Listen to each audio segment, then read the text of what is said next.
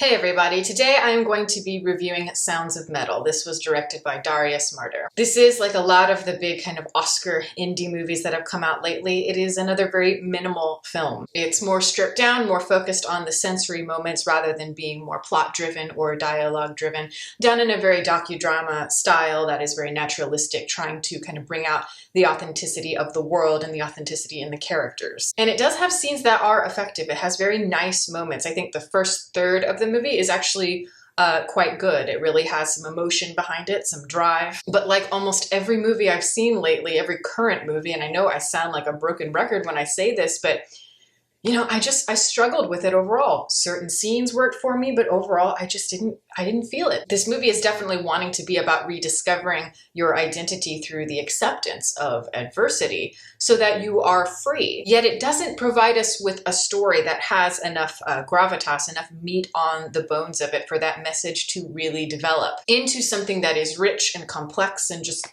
multifaceted, so it feels more like a conceit than anything else. With the main character, Ruben, I get a major sense of what he's like externally, but very little in terms of the internal. I don't really know what he wants or where he might go from here. It's not a bad film. You know, I think, like I said, there are things I do admire in it, but you know, it does remind me of movies like Minari or Nomadland, all the basically the Oscar bait type dramas, and that it leaves something to be desired in terms of making the struggles very palpable for the characters. And I will say, in the case of this one, I do think it is at its best when it's very simple, when it's not trying too hard. I struggle with the middle section, like the second act of the movie, the most. It feels the most empty, and yet there are certain sequences in it that I find very, very powerful. There are scenes where Ruben is in class and, you know, everybody's using sign language, and it allows you to really experience what that's like, the silences. Some of it has that semi-improvisational quality to it that I think is interesting, and I like that it just allows those silences to exist to a degree. For the emotion of the film, it's relying very, very heavily on its main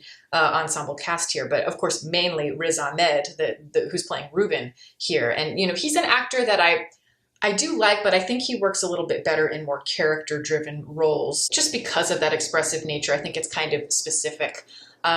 You know, but in terms of this character, you know, he's playing somebody who is a drug addict or like a recovering drug addict. So he captures definitely on the external stuff very accurately. He, you know, that manic kind of wired, frazzled, scatterbrained quality. Somebody who has that impulsive knee-jerk demeanor where they're always just seemingly on edge and physically, you know, there's just a danger to them. He really captures that very well. I do give him credit for being compelling enough to really hold this together because, you know, it is really, again, relying very much on the viscera to provide that dimension. He does it well. But the character is just underwritten, unfortunately. There's very little that we experience beyond the external, and it relies very heavily, again, on those sensory moments to fill the space with tension. But there's just very little tension going on, especially in the midsection of the film. That section is kind of your, you know, it's your test allies and enemies period, and I think that is the time for you to really meet people and truly have your trajectory, your journey in the film be tested in some way. I mean, yes, he's tested in terms of the overarching conflict, but I think that we needed more because rarely do characters come in and break up the monotony of this particular story. And it doesn't really help when you're trying to watch it a second time. I have seen this twice. It doesn't really work on a second viewing, or you don't gain very much from it. And I think that's because, you know, there's a difference in simplicity, as I feel like I've been saying a lot lately. There's a difference in simplicity in terms of how it can enhance subtlety in a certain way and provide latent shade compared to something that is just half-baked and relying too hard on the viscera of things as the smoke and mirrors. The idea of deafness is, of course, about a character who is like a percussionist, a drummer in a heavy metal band, and he realizes that he's losing his hearing.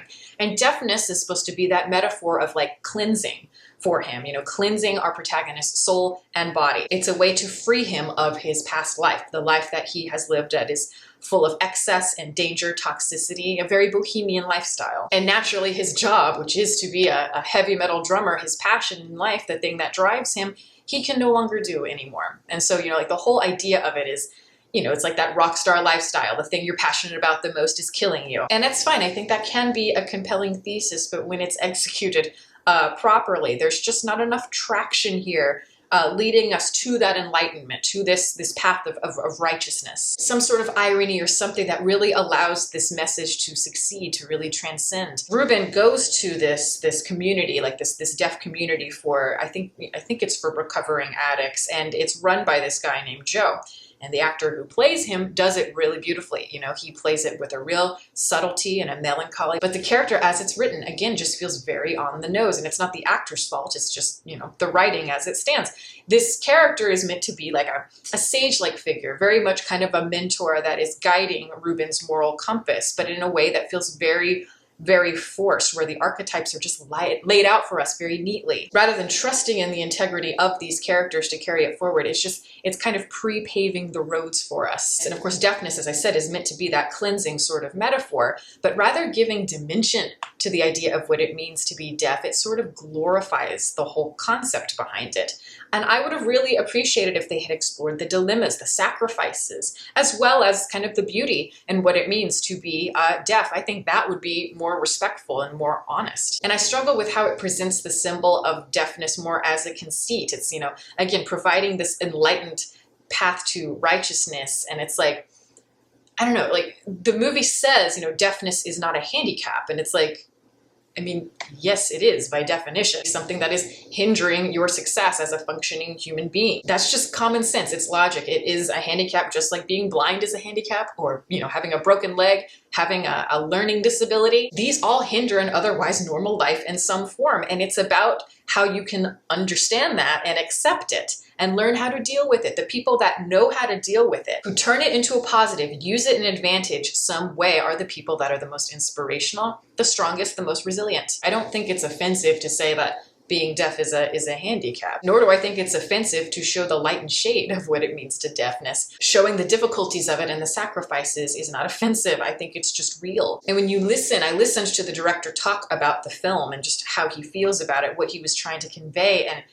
honestly, while listening to him, he sounded like he was running for office. It rubbed me the wrong way. He was kind of relating the deaf culture more to, you know, modern political movements. And it's like, okay, so like, really, it seems here that you had an agenda. Not overt, but it's there. And I think that's part of what rubbed me the wrong way about it. And like, you know, I think it's fine to use real deaf people in their community. That's awesome. Just like Nomadland is using real nomads to create that authenticity, of course. But I think that's also an issue. Like, I don't think you should hide behind that, because just because you are showing the real people does not necessarily mean you're capturing the authenticity of who they are. I think it's more perceived authenticity. It's a way to, again, have the flavors without really digging into it. So it's ultimately kind of lazy, because I'm sure that there are many deaf people who would jump at the chance to get a surgery that would allow them to hear again if they could. And then there are other people that have learned to accept that they are deaf and they don't need it. Fine, you know, both can exist. At least there are varying points of view here.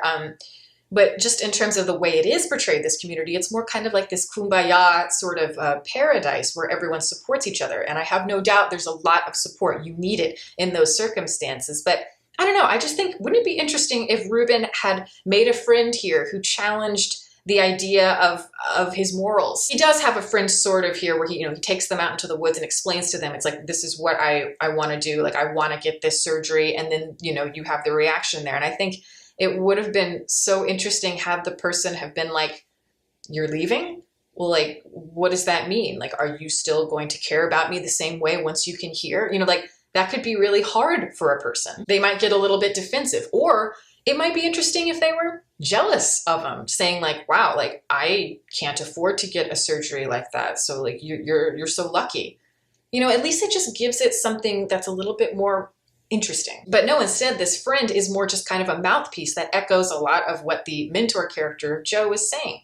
It doesn't provide any sort of light and shade to the matter. They just essentially are kind of like, no, you shouldn't do that. This is who you are. This is your path. And I don't know, it just felt a little one track. And when he does decide to get the surgery, he's seen as this, traitor to his community. And, as Joe says, he sees the surgery as a form of weakness, as like, a junkie trying to get the next fix. And I don't know, that whole scene, especially towards the end, felt to me quite hypocritical. I think a truly wise and perceptive man would be kind of interested in what he has to say and listen to him and really kind of judge from there whether or not he believes that this is a good thing for him, something that he's earned. A lot of the emotion comes from the way that the movie is shot.